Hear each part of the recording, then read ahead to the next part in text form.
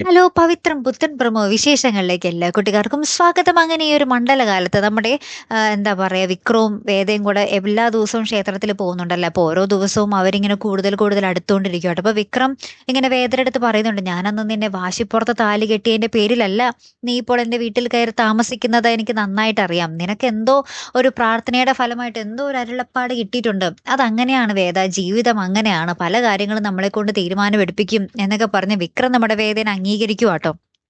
അപ്പൊ വേദയും ഭയങ്കര സന്തോഷത്തിലൊക്കെ ഇരിക്കുന്നുണ്ടേ.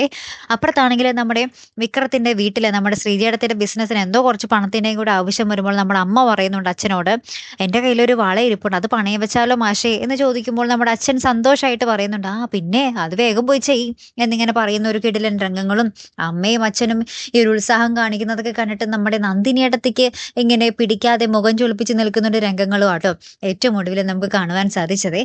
കാത്തിരുന്ന് തന്നെ കാണാട്ടോ. അപ്പൊ അടുത്തൊരു വീഡിയോയുമായി വരുന്നത് വരയ്ക്കും ഗുഡ് ബൈ.